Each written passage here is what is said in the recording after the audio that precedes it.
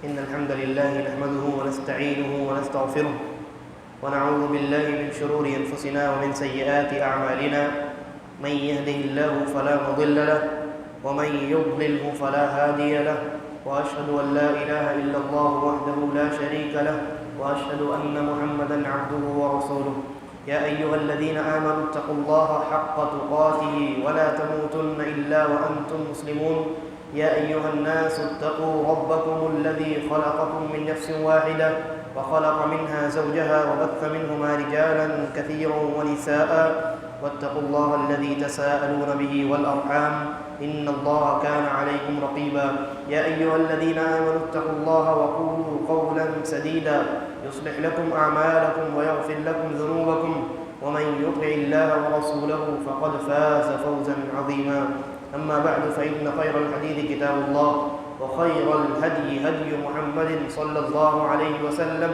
وشر الأمور محدثاتها وكل محدثة بدعة وكل بدعة ضلالة وكل ضلالة في النار. سب سے پہلے تو اس طرف کے لوگ بیچ میں آ جائیں. ہاں اس طرف کے لوگ بیچ میں آ جائیں. سامنے والی جگہ پر کرنا ہے.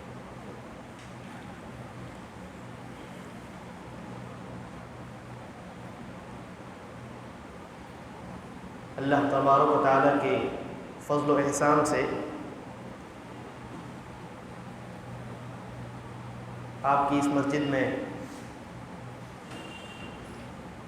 شیخ ابن باز رحمہ اللہ کی ایک مختصر لیکن بڑی جامع تصنیف ایک کتابچہ جس کا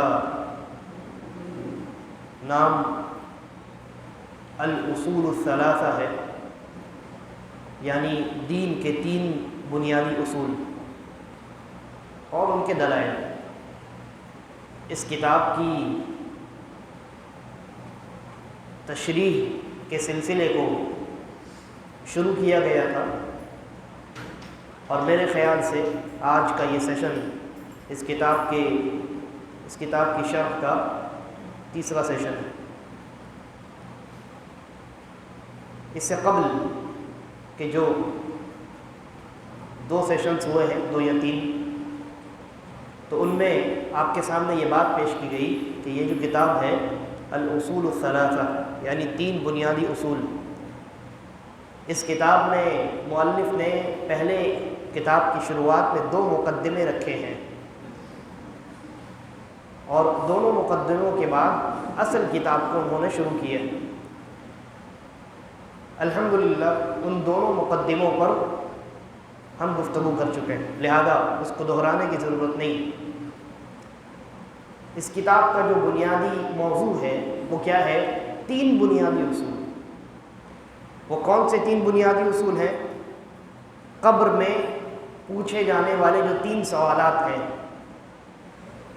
من ربک، ما دینک، من نبیک، کہ تمہارا رب کون ہے، تمہارا دین کیا ہے، تمہارے نبی کون ہیں، یا نبی صلی اللہ علیہ وسلم کے بارے میں تم کیا جانتے ہو. یہ جو 3 سوالات ہیں یہی در حقیقت 3 بنیادی اصول ہیں جن پر اس کتاب میں بنیادی طور پہ گفتگو کی گئی ہے.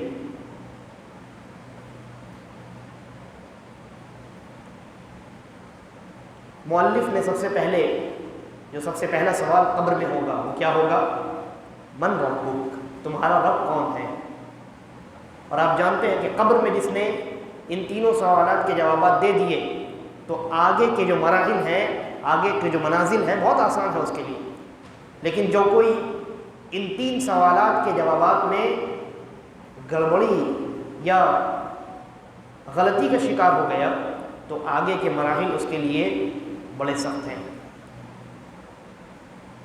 اور لطف کی بات یہ ہے کہ اللہ تبارک و تعالیٰ نے یہاں سوال بھی بتلا دیا اور جواب بھی بتلا دیا. سوال و جواب دونوں معلوم ہیں ہمیں، لیکن قبر میں جواب کی توفیق اسے ملے گی جو ان تینوں امور کے متعلق علم حاصل کرنے کے بعد ان کے تقاضوں پر عمل کرے گا. زیادہ تمہیدی گفتگو سے ہم صرف نظر کرتے ہیں اور مؤلف رحمہ اللہ نے اس کتاب میں جو باتیں لکھی ہیں اس پر اپنی بات شروع کرتے ہیں۔ ہماری یہ کوشش ہوگی کہ آج کے درس میں جو پہلا اصول ہے یعنی معرفت الرب، رب العالمین، رب کے بارے میں جاننا، اس پر مؤلف نے جو کچھ لکھا ہے اس کو ہم بیان کریں اور اس پر تھوڑی بہت گفتگو کر لیں۔ دیکھیے اس کتاب میں دو مقدمے تھے وہ تو ختم ہو گئے، اس کے بعد مؤلف نے یہ کہا تھا فَإِذَا قِيلَ لَكَ، کہ جب آپ سے یہ کہا جائے مَا الْأُصُولُ الثَّلَاثَةُ، وہ تین کون سے بنیادی اصول ہیں الَّتِي يَجِبُ عَلَى الْإِنسَانِ مَعْرِفَتُهَا، جن کا جاننا ہر انسان پر واجب ہے۔ فَقُلْ، تو یہ کہو، جواب دو، مَعْرِفَةُ الْعَبْدِ رَبَّهُ، بندے کا اپنے رب کو جاننا، وَدِينَهُ، اور اپنے دین کو جاننا، وَنَبِيَّهُ مُحَمَّدًا صلی اللہ علیہ وسلم، اور اپنے نبی محمد الرسول اللہ صلی اللہ علیہ وسلم کو جاننا۔ اس کے بعد مؤلف کہتے ہیں الاصل الاول معرفت الرب، پہلی بنیادی بات معرفت الرب، رب العالمین کی معرفت۔ کہتے ہیں فَإِذَا قِيلَ لَكَ، لہذا جب آپ سے یہ سوال کیا جائے من ربک، آپ کا رب کون ہے، فقل، تو آپ کہیے ربی اللہ الذی ربانی، میرا رب وہ ہے جس نے میری پرورش کی، جو میری پرورش کرتا ہے، جو میری دیکھ بھال کرتا ہے، جو مجھے پیدا کرنے والا ہے، جو میرا خالق و مالک ہے، وہی میرا رب ہے۔ بلکہ کہا وَرَبِّي وَرَبَّ جَمِيعَ الْعَالَمِينَ بِنِعَمِهِ، بلکہ میرا رب تو وہ ہے جو تمام جہانوں کو اپنی نعمتوں کی بنیاد پر تمام جہانوں کی پرورش کرتا ہے، تمام جہانوں کی۔ اور جہان سے میں نے کیا اس سے قبل کے درس میں نے اشارہ کیا تھا کہ دنیا تو ایک ہے، لیکن اگر غور کیا جائے تو بہت ساری دنیایں موجود ہیں، الگ الگ جانوروں، الگ الگ یعنی قسموں کی جو چیزیں ہیں، جو مخلوقات ہیں، ان کی الگ الگ دنیایں ہیں۔ انسانوں کی دنیا ہے، جنات کی دنیا ہے، چرند پرند جانوروں کی دنیا ہے، پتھروں کی دنیا ہے، درختوں کی دنیا ہے، اڑنے والے، تیرنے والے، چلنے والے، الگ الگ بہت ساری دنیایں ہیں۔ زمین کے اندر رہنے والی مخلوقات کی دنیا ہے، آسمان میں رہنے والی مخلوقات کی دنیا ہے، پھر ان دونوں کے درمیان رہنے والی مخلوقات کی دنیا، تو دنیا بہت ساری۔ مؤلف کہتے ہیں آپ کہیے کہ میرا رب وہ ہے جو میری پرورش کرتا ہے اور تمام عالموں اور تمام جہانوں کی پرورش کرتا ہے اپنی نعمتوں کے ذریعے سے۔ وَهُوَ مَعْبُودِي لَيْسَ لِي مَعْبُودٌ سِوَاهُ، اور وہی میرا معبود ہے، اس کے علاوہ، ذرا کم کیجیے، اس کے علاوہ میرا کوئی معبود نہیں ہے، وہی میرا معبود ہے، جو میرا رب ہے وہی میرا معبود ہے۔ وَالدَّلِيلُ قَوْلُهُ تَعَالَى، کہتے ہیں دلیل، اس بات پر دلیل کہ میرا رب وہی ہے جو میرا معبود ہے، یعنی اللہ، اس کی دلیل قرآن مجید میں ہے۔ سورۃ الفاتحہ میں انسان کہتا ہے الحمد للہ رب العالمین، کہ تمام تعریفیں اس اللہ کے لیے ہیں جو تمام جہانوں کا رب ہے۔ تو مؤلف کہتے ہیں وَكُلُّ مَنْ سِوَى اللَّهِ عَالَمٌ، اور اللہ کے علاوہ کائنات کی ہر چیز عالم ہے، اللہ کے علاوہ کائنات کی ہر چیز عالم کہلاتی ہے، عالم۔ اللہ نے کہا نا الحمدللہ رب العالمین، کہ تمام تعریفیں تمام عالموں کے رب کے لیے ہیں۔ تو یہ عالم کیا چیز ہے؟ مؤلف کہتے ہیں وَكُلُّ مَنْ سِوَى اللَّهِ عالم، اللہ کے علاوہ پوری کائنات میں جتنی چیزیں ہیں وہ سب کے سب کیا ہیں؟ وہ سب کے سب عالم ہیں۔ وَأَنَا وَاحِدٌ مِّن ذَلِكَ الْعَالَمِ، اور وہ جو بہت ساری دنیا ہے نا، انہی میں سے ایک میں بھی ہوں۔ تو اللہ تبارک و تعالیٰ جب تمام عالموں کا رب ہے، میں بھی اسی عالم کا حصہ ہوں، لہذا اللہ تبارک و تعالیٰ میرا بھی رب ہے۔ اس کے بعد کہتے ہیں فَإِذَا قِيلَ لَكَ، اگر آپ سے یہ سوال کیا جائے، یہ کہا جائے بِمَا عَرَفْتَ رَبَّكَ، آپ نے اپنے رب کو جانا کیسے؟ سوال ہے نا، جواب تو دے دیا، لیکن اس جواب کی بنیاد کیا ہے؟ آپ نے اپنے رب کو کیسے جانا، پہچانا کہ اللہ ہی آپ کا رب ہے؟ فقل، تو آپ جواب دیجئے بِآیَاتِهِ وَمَخْلُوقَاتِهِ، اللہ کی نشانیوں کے ذریعے سے اور اللہ کی مخلوقات کے ذریعے سے۔ اللہ کی آیات کہتے ہیں نشانیوں کو، آیات کہتے ہیں نشانیوں کو۔ قرآن مجید میں جو آیات ہیں انہیں بھی نشانی، یہ وہ نشانی ہے در حقیقت اللہ رب العالمین کی جانب سے نازل شدہ ہیں، اور ویسی آیات قیامت کی صبح تک کوئی دوسری مخلوق پیش نہیں کر سکتی۔ قرآن مجید کی طرح ایک آیت ایک سورہ بھی لانے پر دوسری مخلوقات قادر نہیں ہیں۔ تو قرآن مجید کی جو آیتیں ہیں وہ بھی آیات ہیں، اور اس کے علاوہ دنیا جہان میں جتنی نشانیاں ہیں وہ بھی آیات ہیں۔ تو کہتے ہیں آپ جواب دیجئے کہ میں نے اپنے رب کو کیسے جانا؟ اس کی نشانیوں کے ذریعے سے اور اس کی مخلوقات کے ذریعے سے، نشانیوں کے ذریعے سے اور مخلوقات کے ذریعے سے۔ نشانیوں کے ذریعے سے یعنی زمین و آسمان میں جتنی بڑی بڑی چیزیں ہیں وہ تمام کی تمام اس بات پر نشانی ہیں، اس امر پر دلالت کرتی ہیں کہ ان تمام کو بنانے والی ذات اللہ تبارک و تعالیٰ کی ہے۔ وہ مخلوقات ہی، اور اس کی مخلوقات کے ذریعے سے جتنی مخلوقات اس پوری کائنات میں موجود ہیں ان میں اگر غور کیا جائے تو وہ سب اس بات کی جانب اشارہ کرتی ہیں کہ ان کا بنانے والا ان سے بھی زیادہ مضبوط شخصیت ہے، ان سے بھی زیادہ طاقتور شخصیت ہے۔ یہاں ان لوگوں پر رد ہے جو لوگ یہ کہتے ہیں کہ کائنات اپنے آپ بن گئی کائنات، یہ تمام چیزیں، انسان اور یہ جانور، یہ ساری چیزیں اپنے آپ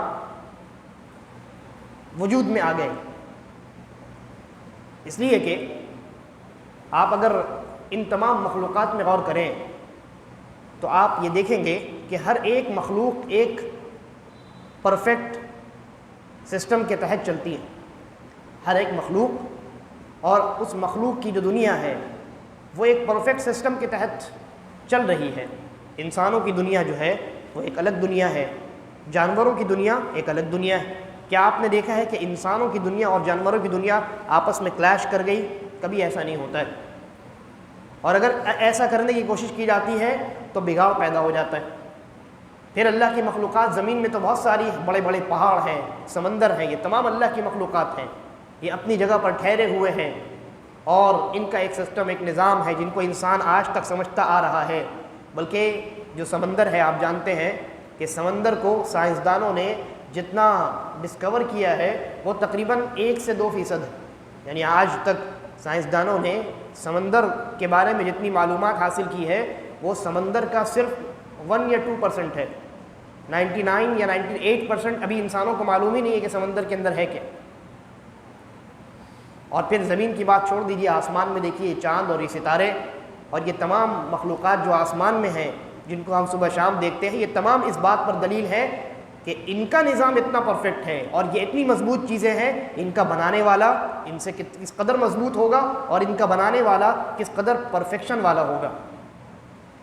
میں نے یہی اصول الثلاثہ کا جو درس ہے کلکتے میں اور بھی دیگر یعنی مقامات پہ اس کا اہتمام کیا جاتا ہے، بڑی نفع بخش کتاب ہے یہ۔ تو وہاں میں نے ایک درس میں یہ مثال پیش کی تھی کہ ابھی دیکھیے ریسنٹلی جو ہے انسانوں نے کیا کیا، ہندوستان کی جو اسپیس کمپنی ہے اسرو، اس نے چندریان 3 کے نام سے مشین بنائی اور اس کو چاند پر بھیجا کہ نہیں بھیجا؟ چاند پر بھیجا نا۔ اس مشین کو بنانے میں کتنا اہتمام کیا گیا، اس کے پیچھے کتنے لوگ لگے، کتنے لوگوں کا دماغ لگا، کتنے لوگوں کا وقت لگا، اربوں کھربوں لاکھوں کروڑوں روپے لگے، ایک بہت بڑا لمبا وقت لگا۔ پھر اس کو مینیج کرنے کے لیے، مینٹین کرنے کے لیے ایک بہت بڑا پینل بیٹھا ہوا رہتا ہے 24/7، تب جا کر کے وہ ایک چھوٹی سی مشین ہے، وہ چھوٹی سی مشین تب جا کر کے کام کرتی ہے۔ اگر کوئی انسان اٹھ کر کے کھڑا ہو جائے اور یہ دعویٰ کرنے لگے کہ یہ جو مشین چاند تک پہنچی ہے چندریان 3، یہ بس اپنے آپ پیدا ہو گئی، بس یوں کچھ ہوا، کوئی دھماکہ ہوا اور کوئی ایکسیڈنٹ ہوا کائنات میں، یہ چندریان 3 اپنے آپ پیدا ہو گئی، تو کیا کہا جائے گا؟ پوری دنیا مل کر کے اس کو پاگل اور بیوقوف کہے گی، ہے کہ نہیں؟ کہے گی نا۔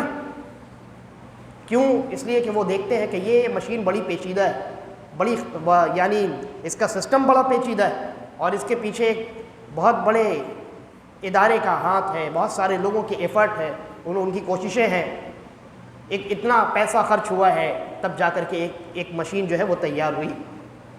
تو یہ اپنے آپ تو نہیں ہو سکتی ہے۔ کوئی کہے کہ یہ اپنے آپ تیار ہو گئی، کہا جائے گا بیوقوف پاگل ہو۔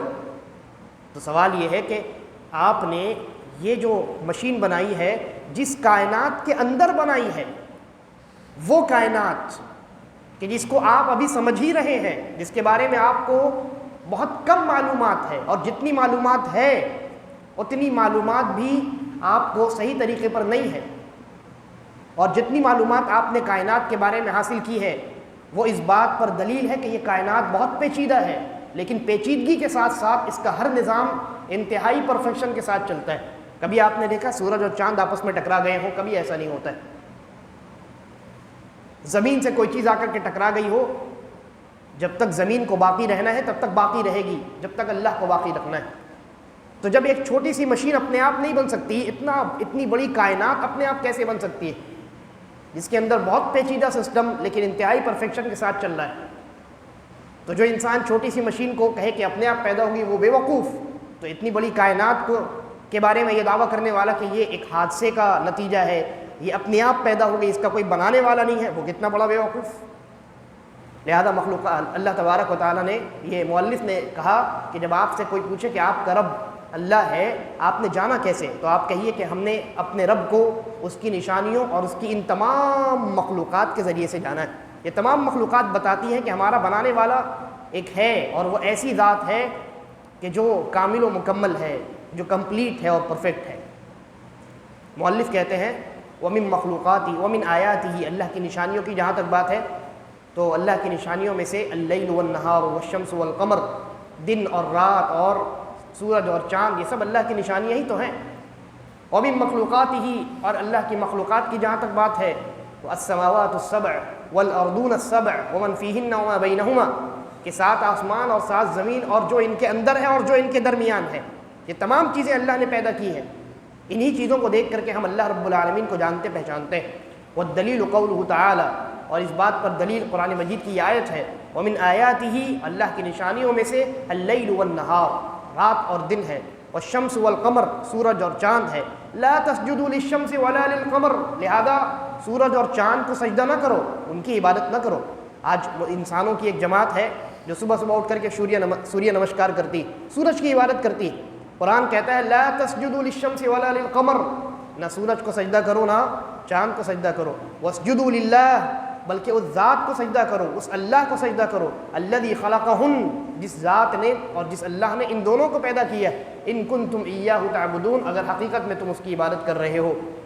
اور کہا وقولہ تعالی، اور اسی طریقے پر یہ آیت بھی دلیل ہے اس بات پر، ان ربکم اللہ الذی خلق السماوات والارض فی 6 ایام، کہ تمہارا رب وہ اللہ ہے جس نے آسمانوں اور زمینوں کو 6 دنوں میں پیدا کیا، ثم استوى علی العرش، پھر عرش پر مستوی ہوا، بلند ہوا، یغشی اللیل النہار، دن جو ہے وہ رات کو ڈھانپ لیتا ہے، رات جو ہے دن کو ڈھانپ لیتی ہے، رات جب آتی ہے تو دن کی روشنی ختم ہو جاتی ہے، تو یہ اللہ رب العالمین ہے جو رات کے ذریعے سے دن کو ڈھانپ دیتا ہے، یطلبہ حثیثا، اور دن رات کے پیچھے چلتی ہے، والشمس والقمر، اور یہ سورج اور چاند، والنجوم مسخرات بامرہ، اور یہ ستارے جو آسمان میں نظر آتے ہیں یہ سب کے سب مسخرات بامرہ، اسی کے حکم سے چلنے والے ہیں، اس کے حکم کے تابع ہیں، اس کی اجازت کے بغیر ایک حرکت بھی نہیں کرتے۔ آپ نے وہ روایت سنی ہوگی، صحیح بخاری کی روایت ہے،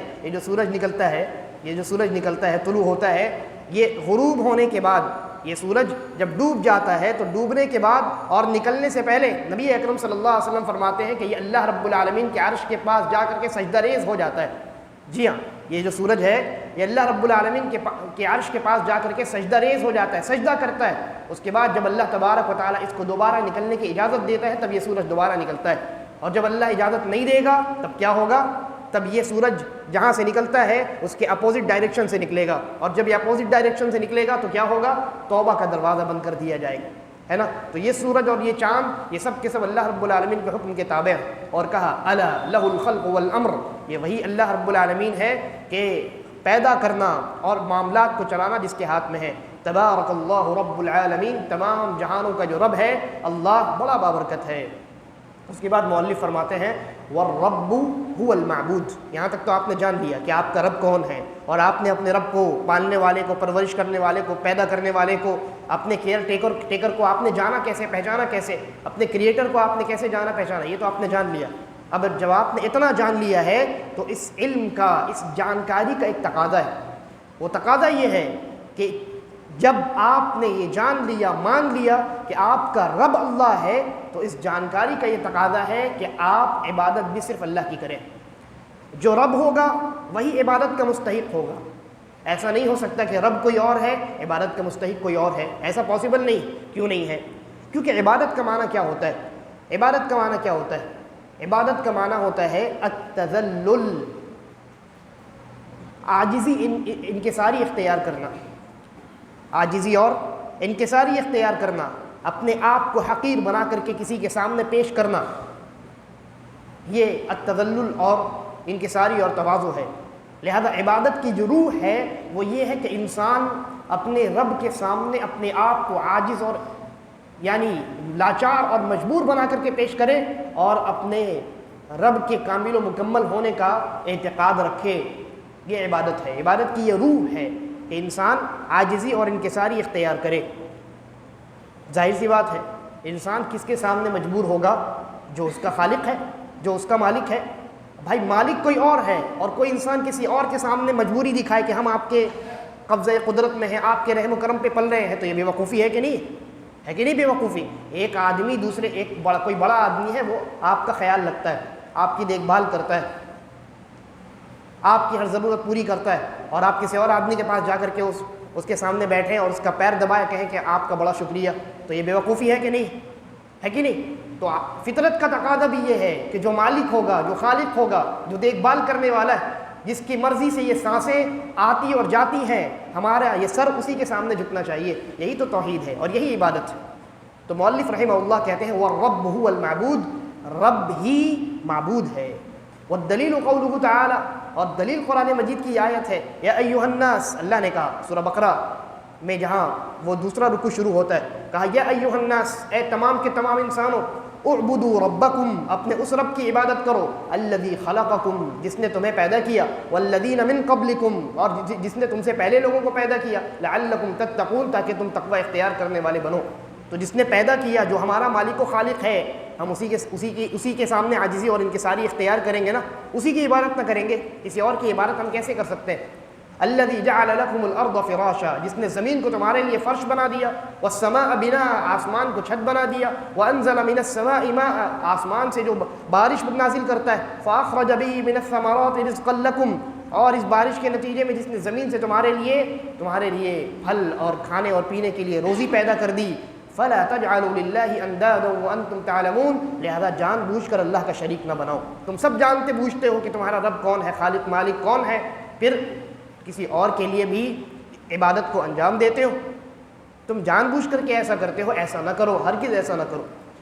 قال ابن کثیر رحمہ اللہ تعالی، امام ابن کثیر رحمہ اللہ فرماتے ہیں ان آیات کی تفسیر میں، الخالق لهذه الاشیاء هو المستحق للعبادہ او المستحق للعبادہ، فرماتے ہیں کہ ان چیزوں کا جو پیدا کرنے والا ہے، انسانوں، جنات اور زمین و آسمان، یہ تمام چیزیں، ان تمام چیزوں کا جو خالق ہے، جو پیدا کرنے والا ہے، عبادت کا مستحق بھی وہی ہے، عبادت کا مستحق بھی وہی ہے۔ اس کے بعد مؤلف کہتے ہیں وَأَنْوَاعُ الْعِبَادَةِ الَّتِي أَمَرَ اللَّهُ بِهَا، اور عبادت کی کئی قسمیں ہیں، ان میں سے چند وہ عبادات کی قسمیں جن کا اللہ تبارک و تعالی نے حکم دیا ہے، مثل الاسلام والایمان والاحسان، جیسے اسلام، ایمان اور احسان۔ یہ اصل میں عبادت کی قسمیں نہیں ہیں، یہ عبادت کے درجات ہیں۔ یہ کیا ہے؟ عبادت کے درجات، یا ایک طریقے سے قسمیں بھی کہا جا سکتا ہے۔ ایمان اور اسلام کو اگر آپ لیجئے، اگر یہ قاعدہ ہے کہ ایک ہی جگہ، ایک ہی آیت میں، ایک ہی جملے میں، ایک ہی حدیث میں ایمان اور اسلام دونوں ایک ساتھ یوز ہوں تو دونوں کا معنی الگ الگ ہوتا ہے۔ لیکن اگر کوئی اکیلا کہیں کسی آیت میں صرف ایمان ہے یا کسی حدیث میں صرف اسلام ہے، تو وہاں ایک ہی چیز کو ذکر کر کے دونوں چیز مراد لی جاتی۔ ایمان اور اسلام یہاں دونوں ایک ہی جملے میں مؤلف نے ذکر کیا ہے، تو کیا مطلب ہے؟ آپ وہ حدیث یاد کیجئے۔ کون سی حدیث؟ حدیث جبرائیل۔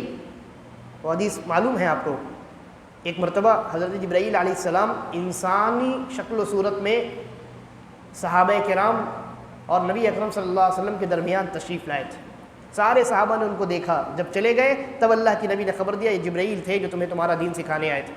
تو انہوں نے پوچھا تھا اللہ کے رسول صلی اللہ علیہ وسلم سے مل اسلام ومل ایمان ومل احسان، ایمان، اسلام اور احسان کیا ہے ذرا بتائیے. تو اللہ کے رسول صلی اللہ علیہ وسلم نے وہاں ایمان اور اسلام کا الگ الگ معنی بتایا تھا. کیا بتایا تھا آپ نے؟ اسلام کے بارے میں آپ نے بتایا کہ اسلام جو ہے وہ ظاہری اعمال کا نام، اور وہ ظاہری اعمال جو ہے ان میں 5 ظاہری اعمال ایسے ہیں جو دین میں بنیاد کا درجہ رکھتی ہیں. دین کی بنیاد 5 چیزوں پر ہے نا، وہی اسلام ہے، وہی اسلام ہے. اسلام کی بنیاد 5 چیزوں پر ہے. وہ کیا ہے؟ سب سے پہلے تو توحید ہے، اس کے بعد نماز، روزہ، حج، زکوٰۃ. تو یہ 5 چیزیں جو ہیں یہ اسلام ہے.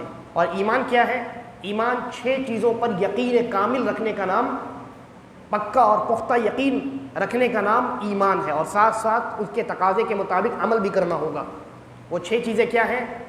اللہ پر ایمان، اس کے رسولوں، فرشتوں، کتابوں، ہے نا، اور تقدیر اور آخرت کے دن پر، اچھی بری تقدیر اور آخرت کے دن پر، ان 6 چیزوں پر ایمان لانا. تو مؤلف کہتے ہیں ایمان کو یہاں انہوں نے ذکر کیا ہے. اسلام ظاہری عبادات کا نام ہے، ایمان باطنی قلبی عبادات کا نام ہے. آپ یقین کہاں سے رکھتے ہیں؟ ہاتھ پیر سے تو نہیں رکھتے ہیں، یقین دل سے رکھتے ہیں نا. یقین دل سے رکھا جاتا ہے، اور پھر اس یقین کی بنیاد پر انسان کے ہاتھ پیر کام کرتے ہیں. انسان کا اگر ایمان اللہ تبارک و تعالیٰ پر ہے تو اللہ کی بات انسان سنے گا، اللہ کی عبادت کرے گا ہاتھ پیر سے. تو یہ تمام چیزیں عبادتیں ہیں. اس کے بعد مؤلف کہتے ہیں، مختصر میں آگے گزر رہا ہوں، والاحسان، اور احسان کیا چیز ہے؟ عبادت کو بہتر طریقے سے انجام دینا. اور اس کے 2 درجات ہیں. ایک تو یہ کہ جب آپ عبادت کریں تو آپ کے دل میں یہ خیال پیدا ہونا چاہیے کہ آپ عبادت اللہ کو دیکھ کر کے کر رہے ہیں. یہ سب سے اعلیٰ درجہ ہے احسان کا. احسان کا معنی ہوتا ہے کسی چیز کو اچھے طریقے سے، اچھے انداز سے انجام دینا. تو یہاں احسان کا معنی کیا ہے؟ عبادت کو اچھے انداز میں انجام دینا. اس کا سب سے اعلیٰ درجہ کیا ہے؟ آپ عبادت اس طریقے سے کریں گویا آپ اللہ کو دیکھ کر کے عبادت کر رہے ہیں. تو کوئی انسان اللہ کو دیکھ کر کے عبادت کرے، اس کی عبادت کی جو کوالٹی ہے وہ کتنی بہترین ہوگی. اور اگر یہ خیال پیدا نہ ہو سکے تو یہ خیال پیدا کرنا واجب و ضروری ہے کہ عبادت میں کر رہا ہوں، اللہ رب العالمین مجھے دیکھ رہا ہے. یہ احسان ہے. اس کے بعد مؤلف نے چند عبادات کا تذکرہ کیا، کہا وَمِنْهُ الدعاء والخوف والرجاء والتوکل والرغبہ والرہبہ والخشوع والخشیہ والانابہ والاستعانہ والاستعاذہ والاستغاثہ والذبح والنذر. یہ بہت ساری عبادات کا انہوں نے تذکرہ کیا. سب سے پہلی چیز ہے دعا. کہا دعا عبادت ہے، اور اس پر دلیل مؤلف خود آگے ذکر کرنے والے ہیں. اس کے بعد مؤلف کہتے ہیں والخوف، خوف، ڈرنا، یہ بھی عبادت ہے، یہ بھی عبادت ہے. لیکن خوف کی کچھ قسمیں ہیں. خوف کی کچھ قسمیں عبادت ہیں، کچھ قسمیں عبادت نہیں ہیں. بنیادی طور پہ خوف کے بارے میں اگر بات کی جائے تو یہ سمجھ لیجئے کہ خوف کی جو ہے وہ 4 قسمیں ہیں. خوف کی پہلی قسم ہے کہ آپ کسی کے بارے میں کسی سے ڈریں یہ عقیدہ رکھتے ہوئے کہ وہ نفع اور نقصان کا مالک ہے. آپ کسی سے اس بنیاد پر ڈریں کہ وہ آپ کو فائدہ پہنچا سکتا ہے یا آپ کو نقصان پہنچا سکتا ہے. یہ خوف عبادت ہے، لہذا غیر اللہ سے اس طرح کا خوف جائز نہیں، شرک. ہم اللہ سے ڈرتے ہیں کیونکہ اللہ تبارک و تعالی ہمارے نفع اور نقصان کا، فائدہ اور نقصان کا مالک ہے. لیکن کوئی انسان اگر کسی اور سے ڈرے یہ عقیدہ رکھتے ہوئے کہ وہ بھی اس کو نقصان پہنچا سکتا ہے یا وہ بھی اس کو فائدہ پہنچا سکتا ہے تو یہ شرک ہے، کیونکہ وہ خوف جو عبادت تھی اس نے کسی اور کے لیے انجام دیا. اس کے بعد خوف کی دوسری قسم ہے دنیاوی خوف. دنیاوی خوف، دنیاوی ڈر، دنیاوی چیزوں پر ڈر. جیسے کسی انسان کو اپنی نوکری جانے کا ڈر ہوتا ہے کہ نہیں؟ کسی منسٹر کو اپنی کرسی جانے کا ڈر ہوتا ہے. کسی انسان کو تجارت میں لاس ہونے کا ڈر ہوتا ہے. دنیاوی ڈر. تو اس ڈر کا حکم کیا ہے؟ اگر یہ ڈر، دنیاوی ڈر، شریعت کی مخالفت کرنے کی طرف لے جائے تو وہ حرام ہوتی ہے، اور اگر شریعت کی مخالفت کی طرف نہیں لے جاتی ہے تو حرام نہیں ہوتی، تو اس پر کوئی پکڑ نہیں کی جائے گی۔ مثال دیتا ہوں، ایک آدمی جاب کرتا ہے، مینیجر نے کہا داڑھی کٹاؤ گے تو نماز تو یہاں جاب کرنے کی اجازت ہے، نہیں کٹاؤ گے یہاں سے نکل جاؤ۔ ڈر پیدا ہوا نا، اپنے جاب کو چھوڑنے کا ڈر پیدا ہوا۔ اگر وہ انسان اس ڈر کی وجہ سے اپنی داڑھی کٹا لیتا ہے تاکہ جاب نہ جائے تو یہ حرام ہے، یہ اس طرح کا ڈر کیا ہے؟ حرام ہے، اس لیے کہ اس نے ایک دنیاوی فائدے کو حاصل کرنے کے لیے شریعت کی مخالفت کی۔ لیکن اگر نارمل ایسے ہی دنیاوی کسی چیز کا ڈر ہے، جیسے ہر انسان کو اپنے بزنس میں لاس ہونے کا ڈر ہوتا ہے، تو یہ ڈر ہے یہ فطری ڈر کی کیٹیگری میں جا سکتا ہے۔ لہذا دنیاوی کسی چیز کا ایسا ڈر جو انسان کو گناہ کی جانب لے جائے، شریعت کی مخالفت کی جانب لے جائے، ایسا ڈر کیا ہوتا ہے؟ حرام ہوتا ہے۔ ڈر کی چوتھی قسم ہے فطری ڈر۔ فطری ڈر یعنی قدرتی ڈر، جیسے انسان کو اونچائی سے ڈر لگتا ہے، ڈوبنے سے ڈر لگتا ہے، مر جانے سے ڈر لگتا ہے کہ نہیں؟ تو یہ جو ہے یہ تمام فطری ڈر ہے، فطری خوف ہے۔ ان چیزوں پر کبھی پکڑ نہیں کی جائے گی۔ انسان کو اونچائی پر لے جائے اور وہاں سے انسان کو گرنے سے ڈر لگے، یا انسان کو موت کا خوف ہو، ڈر ہو، تو یہ ڈر قدرتی ڈر ہے، اس ڈر پر کوئی پکڑ نہیں ہوتی۔ ڈر کی چوتھی قسم ہے اللہ تبارک و تعالیٰ کی، اللہ تبارک و تعالیٰ کے سزاؤں سے ڈرنا۔ اللہ تبارک و تعالیٰ نے مختلف گناہوں پر جہنم میں مختلف سزاؤں کو مقرر کیا ہے، تو اللہ تبارک و تعالیٰ کی ان سزاؤں سے ڈرنا، یا مطلق طور پر اللہ رب العالمین کی سزا سے ڈرنا یعنی جہنم، یہ ڈر اللہ رب العالمین سے رکھی جائے تو یہ عبادت ہے، اور یہ واجب ہے ہمارے لیے کہ ہم اللہ تبارک و تعالیٰ سے ڈریں، اس کے غصے سے ڈریں، اس کی سزا سے ڈریں۔ لیکن اگر اس طرح کا ڈر کوئی انسان کسی اور سے رکھے تو یہ شرک ہو جائے گا، یہ شرک ہو جائے گا۔ مختصراً میں نے ڈر کے یہ 4 قسمیں بیان کی ہیں۔ آگے بڑھتے ہیں۔ مؤلف اس کے بعد کہتے ہیں دوسری قسم انہوں نے عبادات کی بیان کی ہے، پہلی دعا ہے اور دوسری قسم ہے خوف۔ اس کے بعد ہے رجا۔ رجا کا معنی کیا ہوتا ہے؟ امید۔ اپنی زبان میں رجا کو کہتے ہیں امید، لیکن ہر امید عبادت نہیں ہوتی۔ ہر امید جو ہے، اب آپ کو اپنے بیٹے سے امید ہے کہ یہ بڑا ہو کر کے باپ کا نام روشن کرے گا، تو یہ عبادت تھوڑی ہے۔ کون سی امید عبادت ہے؟ علماء لکھتے ہیں کہ ایسی امید جس میں انسان جس سے امید لگا رہا ہے، انسان اس پر اعتماد کرتے ہوئے عاجزی اور انکساری اختیار کرے، اور یہ صرف اللہ رب العالمین سے جائز ہے۔ یعنی ہم اللہ رب العالمین سے جب امید لگاتے ہیں تو ہم اللہ تبارک و تعالیٰ کے لیے عاجزی اور انکساری اختیار کرتے ہیں کہ اللہ میری امید صرف تجھی سے لگی ہے، تیرے علاوہ میری اس امید کو پورا کرنے والا کوئی نہیں، میں تیرا بندہ، مجبور بندہ ہوں، عاجز بندہ ہوں۔ یہ عاجزی اور انکساری ہے۔ تو عاجزی اور انکساری کے ساتھ جب انسان کسی سے امید رکھتا ہے تو ایسی امید عبادت ہے، اس لیے ایسی امید صرف اللہ تبارک و تعالیٰ سے رکھی جائے گی۔ اگر کوئی غیر اللہ سے ایسی امید رکھتا ہے تو یہ شرک ہے۔ اس کے بعد مؤلف کہتے ہیں والتوکل، اور توکل بھی عبادت ہے۔ توکل بھی کیا ہے؟ عبادت ہے۔ توکل کا اپنی زبان میں کیا معنی ہوتا ہے؟ بھروسہ، ہے کہ نہیں؟ لیکن پھر یہاں وہی سوال آتا ہے، کیا ہر بھروسہ عبادت ہے؟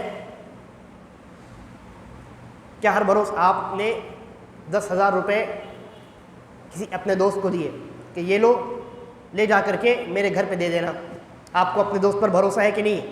ٹرسٹ ہے نا؟ ہے۔ تو کیا یہ بھروسہ یہ کیا عبادت ہے؟ نہیں۔ کون سا بھروسہ عبادت ہے؟ علماء کہتے ہیں کہ انسان اللہ تبارک و تعالیٰ پر مکمل اعتماد کرتے ہوئے، اللہ تبارک و تعالیٰ پر مکمل اعتماد کرتے ہوئے اپنے معاملات کو اللہ کے حوالے کر دے، یعنی یہ عقیدہ رکھے کہ میں نے صرف اللہ پر بھروسہ کیا ہے اور میرے تمام معاملات اللہ کے ہاتھ میں، اللہ جیسا چاہے گا ویسا کرے گا، ٹھیک ہے؟ تو مکمل طور پہ اللہ تبارک و تعالی پر بھروسہ کرے، اعتماد کرے، اور ساتھ ساتھ اللہ تبارک و تعالی نے جن اسباب کو انجام دینے کا حکم دیا ہے ان اسباب کو بھی اختیار کریں، ریسورسز کا یوز کریں۔ مثلا روزی دینا اللہ رب العالمین کا کام ہے، لیکن اللہ رب العالمین نے روزی حاصل کرنے کے ریسورسز بنائے ہیں، ذرائع بنائے ہیں، اسباب بنائے ہیں کہ نہیں؟ مال مارکیٹ سے لا کر کے بیچو گے تو روزی آئے گی، حلال مال ہونا چاہیے، کوشش کرو گے، حرکت کرو گے، محنت کرو گے، کہتے ہیں نا محنت میں برکت ہے، تو رزق حاصل ہوگا، روزی ملے گی۔ محنت کرنے کو اللہ تبارک و تعالیٰ نے سبب بنایا ہے، ریزن بنایا ہے کہ نہیں؟ وہ ایک سورس ہے۔ تو توکل، جو شرعی توکل ہے، جو عبادت ہے، وہ یہ ہے اس معاملے میں جو میں نے مثال دی ہے، جس کی رزق حاصل کرنا، روزی حاصل کرنا، اس معاملے میں توکل کیا ہے کہ آپ رزق حاصل کرنے کا جو ذریعہ دنیا میں اللہ تبارک و تعالیٰ نے بنایا ہے، تجارت کرنا، جاب کرنا وغیرہ وغیرہ، آپ اس ذریعے کو اختیار کریں، لیکن آپ کا جو توکل اور اعتماد ہو وہ مکمل اللہ تبارک و تعالیٰ پر، یعنی آپ یہ عقیدہ رکھیں کہ رزق اور روزی دینے والا صرف اور صرف اللہ تبارک و تعالیٰ ہے، لہذا میں نے صرف اسی پر بھروسہ کیا ہے۔ ہاں، اس نے روزی حاصل کرنے کا ذریعہ اور سبب تجارت کو بنایا ہے، بزنس کو بنایا ہے، تو میں نے بس تجارت ایک سبب کے طور پہ کیا ہے، ورنہ میرا توکل اور میرا بھروسہ اللہ تبارک و تعالیٰ پر ہے۔ لہذا آپ کا دل اللہ رب العالمین سے ملا ہوا رہنا، اللہ رب العالمین سے معلق رہنا چاہیے، اللہ رب العالمین سے آپ کا دل معلق رہنا چاہیے، دل اسباب سے لگنا نہیں چاہیے۔ دل کس سے لگنا چاہیے؟ اللہ سے لگنا چاہیے۔ روزی حاصل کرنے میں ایک انسان گھر سے نکلا ہے، اپنی دکان جائے گا، بزنس کرے گا، گھر سے جب وہ نکلے تو توکل یہ ہے کہ اس کا دل اللہ سے لگا رہے کہ اللہ تو ہی روزی دینے والا ہے۔ البتہ وہ جائے گا دکان میں، محنت کرے گا اور روزی حاصل کرنے کا جو ذریعہ ہے اس کو اختیار کرے گا۔ تو یہ وہ توکل ہے جو عبادت ہے، یہ وہ توکل ہے جو عبادت ہے اور اعلیٰ ترین عبادت ہے۔ اس کے بعد مؤلف کہتے ہیں والرغبہ، اور رغبت بھی عبادت ہے۔ رغبت کا کیا معنی ہوتا ہے؟ یعنی وہ رغبت جو عبادت ہے وہ کیا ہے؟ علماء لکھتے ہیں رغبت کا معنی محبت الوصول الی الشیء المحبوب۔ آپ جس چیز کو پسند کرتے ہیں تو خالی بس پسند کر کے اپنی جگہ بیٹھے نہ رہیں، بلکہ اس چیز تک پہنچنے کی چاہت آپ کے دل میں ہونی چاہیے، یہ رغبت ہے۔ ہمارے دل میں رغبت کس چیز کے تعلق سے ہے؟ اللہ تبارک و تعالیٰ کو راضی کرنے کے تعلق سے، اللہ کی نعمتوں کو حاصل کرنے کے تعلق سے، اللہ کی جنت میں داخل ہونے کے تعلق سے ہمارے دل میں رغبت ہے نا، رغبت ہے، یعنی ہم یہ چاہتے ہیں، ہمیں یہ پسند ہے کہ اللہ ہم سے راضی ہو جائے، اور اللہ کو راضی کرنے کا طریقہ ہم اختیار کرتے ہیں۔ تو رغبت کا معنی ہوتا ہے یہ عبادت ہے، یہ عبادت ہے۔ رغبت کا معنی ہوتا ہے جس چیز کو آپ چاہتے اور پسند کرتے ہیں اس چیز کو حاصل کرنے کی چاہت اور جذبہ آپ کے دل میں پیدا ہونا چاہیے، یہ عبادت ہے۔ اور یہ کسی اور کے لیے انجام دی جائے تو شرک ہو جائے گا۔ جیسے میں نے کہا نا، ہمارے دلوں میں رغبت اللہ کو راضی کرنے کی ہے، اور ہم اللہ کو راضی کرنے کے لیے اس دنیا میں کوششیں کرتے ہیں۔ اللہ کو راضی کرنا یہ ہمیں پسند ہے، ہماری محبوب شے ہے، بلکہ اس کے بغیر نجات نہیں ہے۔ اور اللہ کو راضی کرنے تک جو چیزیں ہمیں پہنچاتی ہیں ہم ان چیزوں کو اختیار کرتے ہیں۔ تو کوئی انسان اگر کسی اور کو راضی کرنے کے لیے کوششیں کرے دنیا کے اندر تو یہ شرک ہو جائے گا۔ کسی اور کو راضی کرنے کے لیے، یعنی یہ عقیدہ رکھے کہ اگر ہم نے ان کو راضی کر دیا تو وہ ہمارے نفع اور نقصان کے مالک ہیں، ہمیں فائدہ دیں گے، نقصان سے بچائیں گے، اور اگر ہم نے ان کو راضی نہیں کیا، خوش نہیں کیا، چادر چڑھا کر کے، پھول چڑھا کر کے اور مختلف چیزیں ان کے سامنے کھانے پینے کے رکھ کر کے، نظر منت مان کر کے، ان کے دربار میں حاضری دے کر کے، اگر ہم نے ان کو خوش نہیں کیا تو ہمارے یہاں بچے پیدا نہیں ہوں گے، روزی نہیں آئے گی، وغیرہ وغیرہ۔ لہذا یہ جو رغبت ہے یہ عبادت ہے۔ اس کے بعد مؤلف کہتے ہیں والرہبہ، رہبہ، یہ رہبت اردو میں کہتے ہیں، رہبت کا اردو میں جو معنی ہوتا ہے نا وہ بھی ڈر ہوتا ہے، ڈر، اور ڈر کے بارے میں تو ہم نے پڑھ ہی لیا الخوف، لیکن یہاں یہ دوسرا، اس میں اور اس ڈر میں تھوڑا سا فرق ہے۔ رہبت اس کا معنی بھی ڈر، خوف اس کا معنی بھی ڈر، اور ایک اور چیز آ رہی ہے الخشیہ، اس کا معنی بھی ڈر، لیکن تینوں ڈر میں فرق ہے۔ خوف تو آپ نے سمجھ لیا، ڈر، صرف ڈر، لیکن رہبت ایسے ڈر کو کہتے ہیں کہ جس کی وجہ سے انسان جس سے ڈر رہا ہے اس سے دور بھاگے، اس سے دور بھاگے۔ ہم کس چیز سے ڈرتے ہیں؟ اللہ تبارک و تعالیٰ کی ناراضگی سے ڈرتے ہیں، اللہ کے غصے سے ڈرتے ہیں، اللہ کے جہنم سے ڈرتے ہیں، ہے کہ نہیں؟ تو ہم اس سے دور بھاگنے کے لیے کوشش کریں گے نا، یہ رہبت ہے، یہ رہبت۔ ہم جب اللہ کی عبادت کریں تو اس ارادے سے کریں کہ اللہ رب العالمین ہمیں اپنے غصے سے دور کر دے، جیسا کہ دلیل میں قرآن کی آیت پیش کی جائے گی۔ تو رہبت کا معنی کیا ہوتا ہے؟ ایسا ڈر جس میں بھاگنا شامل ہو، جس سے آپ ڈریں اس سے دور بھاگیں، یہ رہبت ہے۔ اس کے بعد مؤلف کہتے ہیں یہ سب عبادات ہیں، اور بہت ممکن ہے کہ آپ نے ان چیزوں کو عبادت کے طور پہ پہلی مرتبہ سنا۔ اچھا، اس کے بعد مؤلف کہتے ہیں والخشوع، اور خشوع اختیار کرنا یہ بھی عبادت ہے۔ خشوع کا معنی کیا ہوتا ہے؟ ایسے تو اردو زبان میں استعمال کرتے ہیں ہم کہ نماز خشوع اور خضوع کے ساتھ پڑھو، تو وہاں نماز کے لیے خشوع اور خضوع استعمال کیا جاتا ہے، تو معنی ہوتا ہے کہ اللہ کے لیے، خشوع کا معنی ہوتا ہے دل اللہ سے لگا رہنا چاہیے، خضوع کا معنی ہوتا ہے کہ آپ کے اعضاء اور جوارح جو ہیں وہ بالکل اللہ کی طرف متوجہ ہونا چاہیے۔ نماز میں حرکت کرتے ہیں کوئی، ادھر ادھر دیکھنا وغیرہ نہیں، انسان بالکل احترام کے ساتھ اللہ کے سامنے کھڑا ہوتا ہے، یہ خضوع ہے، اور دل اس کا اللہ کی طرف لگا رہتا ہے، یہ خشوع ہے، یعنی دل سے اللہ کے لیے عاجزی اور انکساری اختیار کرنا، یہ خشوع ہے۔ خشوع کا جو معنی علماء بیان کرتے ہیں وہ یہ کہ جب انسان پر مصیبت نازل ہو، جب انسان پر مصیبت نازل ہو تو مصیبت کے نازل ہونے کے وقت بھی انسان اللہ کی تقدیر سے اپنی رضامندی کا اظہار کرتے ہوئے عاجزی اور انکساری کو اللہ کے سامنے پیش کرے۔ کسی کی زندگی میں کوئی مصیبت نازل ہو تو یہ کہنے کے بجائے کہ میرے اوپر اتنی بڑی مصیبت نازل ہو گئی ہے، یہ ہو گیا وہ ہو گیا، یہ کہنے اور کرنے کے بجائے جب مصیبت نازل ہو تو یہ کہے کہ الحمدللہ، یہ اللہ کی تقدیر ہے اور میں اس سے راضی ہوں، میں کیا ہوں، سب تو اللہ کی توفیق ہے۔ سلف کے بارے میں مجھے ان کا نام یاد نہیں ہے، بعض سلف کے بارے میں آتا ہے کہ ان کو ایک مصیبت پہنچی، انہوں نے کہا الحمدللہ۔ پوچھنے والے نے پوچھا آپ نے مصیبت کے وقت الحمدللہ کہا کہ مجھے یہ جو مصیبت پہنچی ہے بہت ممکن تھا کہ اس سے بڑی مصیبت پہنچتی، لیکن میرے رب نے مجھے اس بڑی مصیبت سے بچایا کہ نہیں بچایا، تو میں اس کا شکر کیوں نہ ادا کروں، میں عاجزی اور انکساری کیوں نہ اختیار کروں۔ تو خشوع کہتے ہیں مصیبت جب نازل ہو تو اس وقت اللہ کی تقدیر کو تسلیم کرتے ہوئے اس وقت بھی اللہ کے لیے عاجزی اور انکساری کو ظاہر کیا جائے کہ اے اللہ تیری جو تقدیر ہماری سر آنکھوں پر، ہمیں اس سے کوئی شکوہ کوئی شکایت نہیں ہے، یہ خشوع ہے۔ اس کے بعد مؤلف کہتے ہیں والخشیہ، اور خشیت، یا اسی کو خشیت کہتے ہیں، خشیت کہتے ہیں نا اردو میں خشیت الہی، تو وہی چیز ہے، لیکن اردو میں جب خشیت الہی کہا جاتا ہے تو بس مراد یہ ہوتا ہے کہ ڈرنا، خوف کھانا، اللہ کا ڈر رکھنا، لیکن اصل میں خشیت جو ہے میں نے ابھی آپ کے سامنے بیان کیا، ایک چیز ہے خوف جس کا مطلب ہوتا ہے ڈرنا، ایک چیز ہے رہبت، رہبت یعنی ڈر، ایسا ڈر جو انسان کو بھاگنے پر مجبور کرے، اور یہ تیسری چیز ہے جس کا معنی ہوتا ہے ڈر، لیکن فرق ہے۔ خشیت یا خشیت یہ ایسے ڈر کو کہتے ہیں جس کی بنیاد علم ہوتی ہے۔ کیا مطلب ہوا؟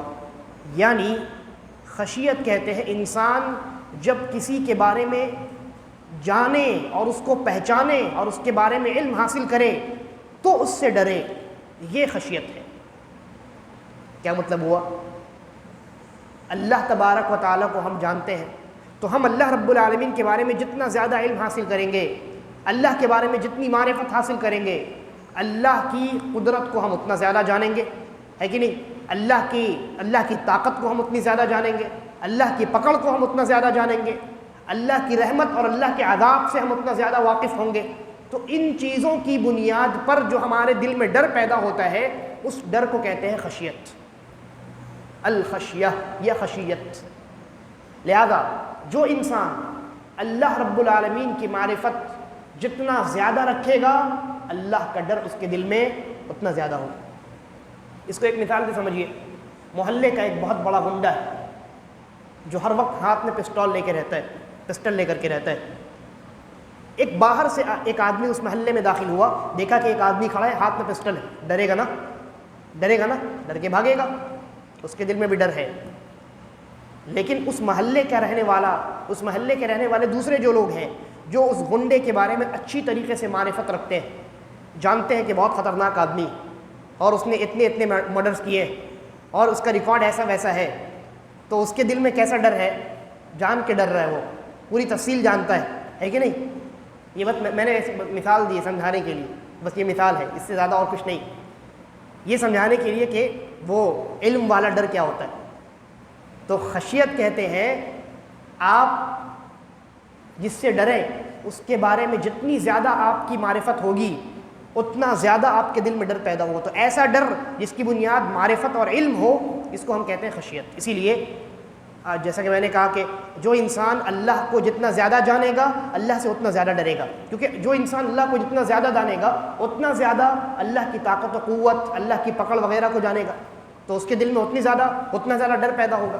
اسی لیے قرآن مجید میں اللہ تبارک و تعالیٰ نے فرمایا انما یخشی اللہ من عبادہ العلماء، کہا کہ اللہ کے بندوں میں اللہ سے جو لوگ خشیت رکھتے ہیں، ڈر کا لفظ استعمال نہیں کیا، یہ نہیں کہا انما یخاف نہیں کہا یخشا۔ اللہ سے اس کے بندوں میں جو لوگ خشیت رکھتے ہیں وہ صرف اور صرف علماء ہیں، صرف اور صرف۔ لفظ انما جو ہے یہ بالکل اسی معنی کو بتانے کے لیے آتا ہے، صرف اور صرف۔ کیوں علماء کیوں ہیں؟ علماء ہے یعنی وہ لوگ ہیں جو اللہ کے بارے میں علم رکھتے ہیں۔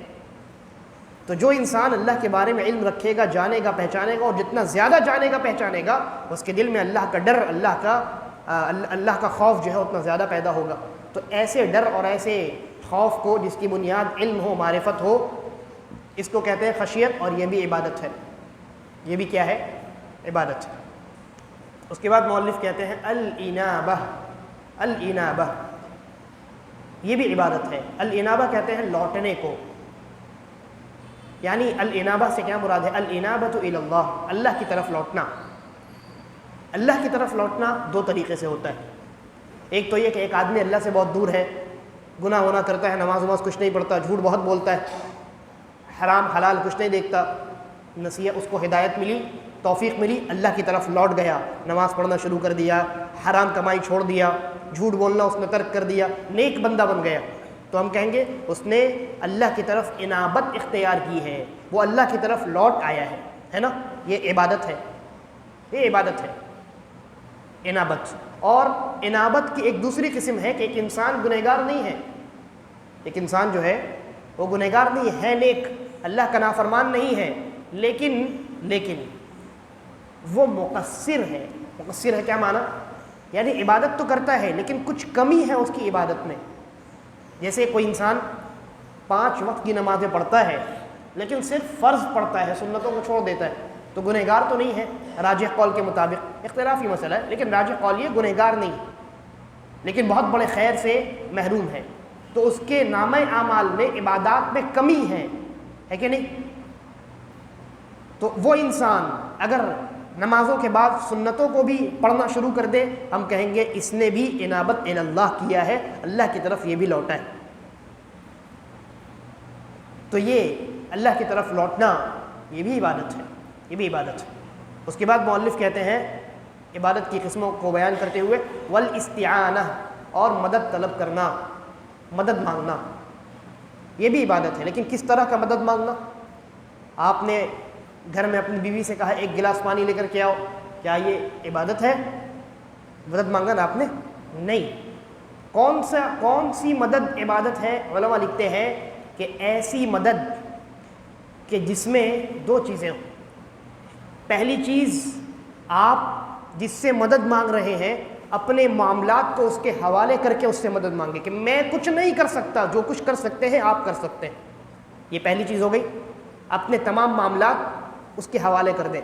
اور دوسری چیز یہ کہ اپنے آپ کو مجبور بنا کر کے پیش کریں، عاجزی اور انکساری اختیار کریں، جس کو تذلل کہا جاتا ہے. تو یہ عبادت ہے، اس لیے صرف اللہ سے رکھنی جائز. ہم صرف اور صرف اللہ تبارک و تعالی ہی سے مدد طلب کر سکتے ہیں اس عقیدے کے ساتھ کہ ہمارے تمام معاملات کا مالک اللہ ہے، وہ نہ چاہے تو کچھ نہیں ہو سکتا، لہذا اسی سے مانگنا چاہیے.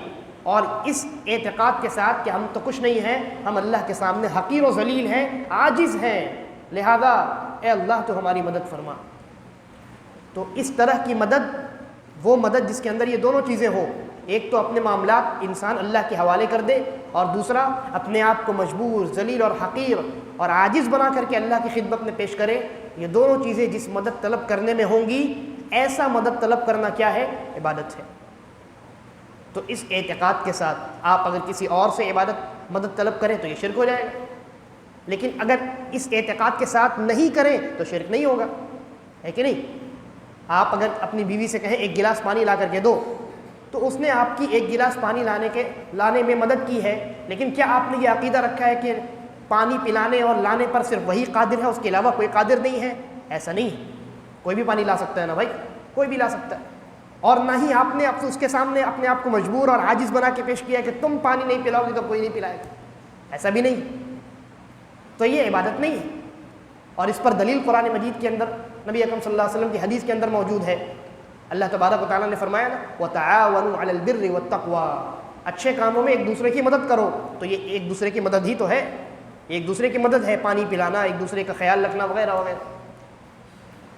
البتہ لہذا وہ مدد کہ جس میں یہ دونوں چیزیں پائی جائیں، ایسی مدد عبادت ہے. اور ایسی ہی مدد کے بارے میں اللہ کے نبی صلی اللہ علیہ وسلم نے عبداللہ ابن عباس رضی اللہ عنہما کو یہ نصیحت فرمائی تھی اِذَا اسْتَعَنْتَ فَاسْتَعِنْ بِاللَّهِ، کہ جب تم مدد طلب کرو، مدد مانگو تو صرف اللہ سے مانگو. کون سی مدد؟ یہ مدد کہ جس مدد میں انسان اپنے تمام معاملات اللہ کے حوالے کر دے اور اپنے آپ کو عاجز اور حقیر بنا کر کے اللہ کے سامنے پیش کرے. ایسی مدد عبادت ہے. اس لیے علماء کہتے ہیں کہ اگر آپ کسی زندہ انسان سے مدد مانگنا چاہیں تو 3 شرطیں. زندہ انسان سے، زندہ چھوڑ دیجئے، اللہ کے علاوہ کسی اور سے اگر آپ مدد مانگنا چاہیں تو 3 شرطیں. اس میں سب سے پہلی شرط ہے آپ جس سے مدد مانگ رہے ہو وہ زندہ ہو. وہ کون ہو؟ زندہ ہو، مردے سے نہیں مانگ سکتے. دوسرا، جس سے آپ مدد مانگ رہے ہو وہ حاضر ہو، موجود ہو، غائب نہ ہو. آپ یہاں ہیں، وہ امریکہ میں بیٹھا ہوا ہے، آپ یہاں سے پکاریں یا فلاں اور وہ مدد کر دے، یہ نہیں چلے گا. یہ تو صرف اللہ اس پر قادر ہے، کیونکہ اللہ ہی سننے والا ہے اور اتنی دور سے اللہ کے علاوہ کوئی مدد کرنے والا نہیں. تو دوسری شرط کیا ہوئی؟ پہلی شرط کیا ہے کہ وہ زندہ ہو، اور دوسری شرط کیا ہے؟ حاضر ہو، موجود ہو، پریزنٹ ہو. اور تیسری شرط یہ ہے کہ وہ قادر ہو. جو مدد آپ نے اس سے مانگی ہے وہ اس مدد کو انجام دینے پر قادر ہو. اگر قادر نہیں ہے تو پھر یہ غلط ہو جائے گا، پھر یہ بیکار چیز ہو جائے گی نا. ایک چھوٹا سا بچہ بستر پر پڑا رو رہا ہے، آپ کو پیاس لگی، اس بچے سے آپ کہیں گے بیٹا پانی لے کر کے آؤ، 2 مہینے کا بچہ ہے، تو یہ پاگل پن ہے کہ نہیں؟ ہاں. تو تیسری شرط مخلوقات سے مانگنے کی یہ ہے کہ آپ جس سے مانگے حاضر اور موجود ہونے کے ساتھ ساتھ وہ قادر ہو، مدد کر سکتا ہو. لہذا جو لوگ مردوں سے مانگتے ہیں، ایک تو یہ کہ وہ مردوں سے مانگ رہے ہیں، زندوں سے نہیں مانگ رہے، اور جو مردہ ہے وہ عاجز ہے، وہ قادر نہیں ہے، وہ کچھ نہیں کر سکتا جو مردہ ہے. تو یہ بالکل ویسے ہی ہو گیا کہ ایک آدمی 2 مہینے کے بچے سے کوئی مدد مانگے، کیونکہ جس طریقے سے 2 مہینے کا بچہ زندہ ہونے کے باوجود مدد نہیں کر سکتا، ویسے ہی وہ آدمی جو مرا ہوا ہے، ایک تو مرا ہوا ہے اور مرا ہونے کی وجہ سے وہ عاجز ہے، کچھ نہیں کر سکتا، خود اس کے اعمال کا سلسلہ رک گیا ہے نا. اللہ کے نبی نے فرمایا جب انسان مرتا ہے اس کے خود اپنے اعمال کا سلسلہ رک جاتا ہے، وہ خود اپنے لیے کچھ نہیں کر سکتا، آپ کے لیے کیا کرے گا؟ تو اللہ کے علاوہ کسی سے مدد مانگنے کی یہ 3 شرطیں ہیں، یاد رکھیے، ہمیشہ یاد رکھیے. پہلی شرط کیا ہے کہ وہ جس سے آپ مدد مانگ رہے ہیں وہ زندہ ہو. دوسری شرط کیا ہے؟ وہ حاضر ہو، یا اگر حاضر نہیں ہے تو حاضر کی طرح ہو، یعنی اگر یہاں پہ موجود نہیں ہے، دوسری جگہ موجود ہے، فون کر کے آپ اس سے بات کر سکتے ہیں، رابطہ ہو سکتا ہے دنیاوی کسی سورس کو استعمال کر کے، ویلڈ سورس کو استعمال کر کے. تو سب سے پہلی چیز وہ زندہ ہو، دوسری چیز وہ حاضر ہو، اور تیسری چیز کیا ہے؟ وہ قادر ہو۔ یہ 3 چیزیں یاد رکھیے اللہ کے علاوہ کسی سے مدد مانگنے کی۔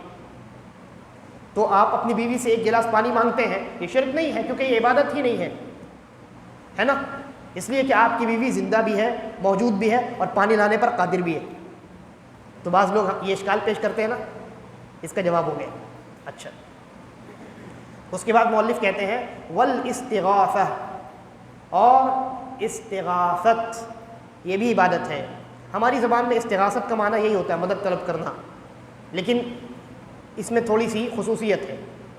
استعانت کہتے ہیں نارملی مدد طلب کرنا، اور استغاثت کہتے ہیں مصیبت کے وقت پریشانی اور مشکل سے بچانے کے لیے مدد مانگنا، اس کو کہتے ہیں استغاثت، اور اسی سے ہے غوث۔ غوث جو ہے نا، اسی سے۔ تو جو کلمہ گو ہمارے بعض بھائی ہیں مشرک ہیں جو شرک کرتے ہیں، ان کو جب کوئی تکلیف پہنچتی ہے تو آواز دیتے ہیں یا غوث المدد۔ یہ غوث کا لفظ جو ہے اس کا معنی ہوتا ہے وہ ذات جو مشکل اور پریشانی کے وقت مدد کرنے والی ہے، اور وہ صرف اللہ کی ذات ہے۔ اللہ نے قرآن مجید میں یہ مضمون کئی جگہ بیان کیا ہے کہ کون ہے جو مضطر یعنی انتہائی تکلیف میں پڑا ہوا کہ اس کی مدد نہ کی جائے تو ہلاک ہو جائے، اس کی مدد کرتا ہے، سوائے اللہ کے کون ہے؟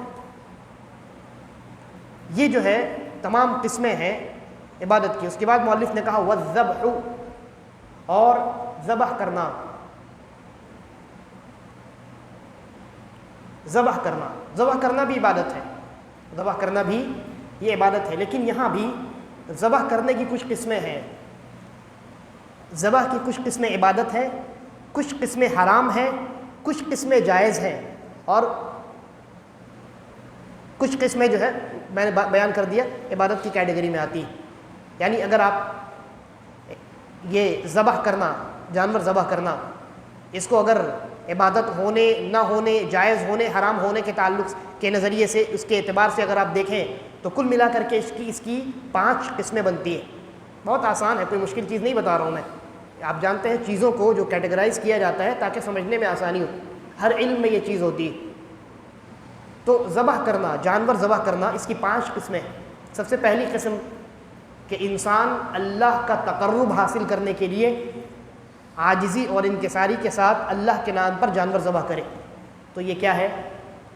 عبادت ہے، اعلیٰ ترین عبادت ہے۔ قرآن مجید میں اس عبادت کا حکم دیا گیا فَصَلِّ لِرَبِّكَ وَانْحَرْ، اپنے رب کے لیے عبادت کیجئے، نماز پڑھیے اور قربانی کیجئے۔ تو جیسے نماز عبادت ویسے ہی قربانی عبادت، لیکن کب؟ اپنے رب کے لیے جب آپ کیجئے گا تب۔